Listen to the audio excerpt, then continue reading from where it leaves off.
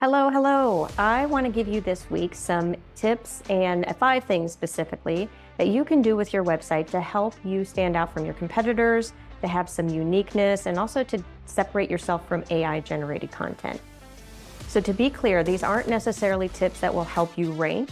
They may, but they are more about what are things, the tangible things that you can do to make your website different. And I say over here, hey, human behind this content. And this week, if you are interested in some behind the scenes, stick around to the very end and I will share some of that.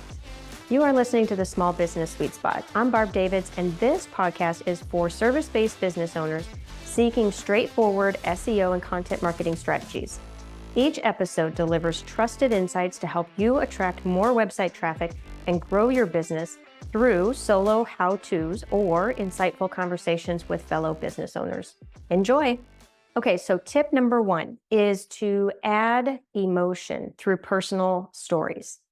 So you could do this like around testimonials. You can put a story around that or anything that would convey emotion. AI has a very difficult time trying to add emotion to a story necessarily, or it doesn't have your personal things that happen to you, like say something that you did with working with a client, or maybe you saw something at some store that reminded you of something that happens in your business. Those things are unique to you, and that's one way that you can share your uniqueness. A second idea is to use photos. Now, there's 2 different ways that you could potentially do this. One is through branding photos. Those first and foremost are my most suggested way. The next way I'm going to not suggest as much, but you can do it depending on what the content is, and that is using your mobile phone. So both of these are very unique to you, and it's very highly unlikely that there's going to be somebody else in the world with the same photo, unless you're taking pictures of your food or something like that, but I wouldn't recommend that. But with those photos, they are specific to you versus stock generated or using anything from Canva. So there's some stuff in the background that can tell tools whether or not it is real or not real sometimes. So the word on the street is it's still kind of evolving. But like, for example, if you upload a mobile phone photo to your website, the data in the background shows that it's been done from a mobile phone.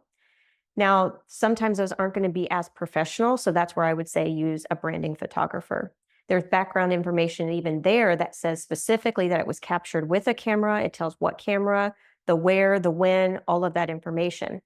Now, with AI generated photos, typically the information is not there. It's completely blank. So that is something that I think is a good way to do that, is just doing a different type of image and making them very personal. Number 3, avoid known words that are overused by AI copy generators. I got this tip from Kinsey over at Authentic AI for Entrepreneurs. However, I cannot for the life of me remember what episode it was. So just go over to her podcast. She's got a lot of information around content and how to make it more human. And I'm sure that you will be able to find not only that tip, but some other tips as well. Number 4, what are other businesses not talking about in your industry?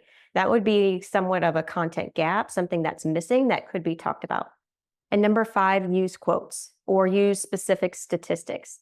Back in episode 5, I had Rose Crompton, my copywriter, come on and talk about a few things that you could do to differentiate yourself from AI. So I would definitely go back and listen to that. But the big one that I pulled out of there was quotes and specific stats. And there you have it, 5 tips to help you sound more human. Not that you weren't already, but something to set yourself apart from the competitors in your space and AI generated content.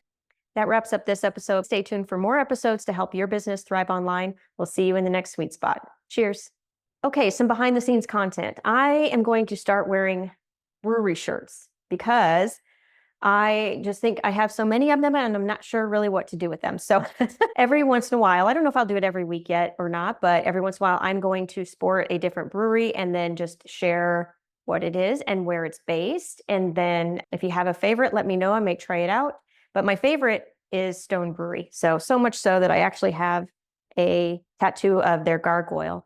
They are my favorite for sure. But this week's comes courtesy of Throne Brewing. So this is their mascot, I guess. And then it says Throne Brewing on the back. And they're based out of Glendale, Arizona. They have 3 different locations, and I had a burger there over the weekend, or yeah, it was the weekend, yeah. And it was like one of the best burgers I ever had. It was amazing. And then they had this really cool shirt because a lot of brewery shirts just have like these t-shirts and then that's it. Sometimes they have some tanks and they have some baseball and they have some different styles, but a lot of the time they kind of look the same. And I was really taken by this one because it looked like a baseball shirt and I like them. And there you go. There's some behind the scenes. The end. Thank you for sticking around. I hope you enjoyed the episode.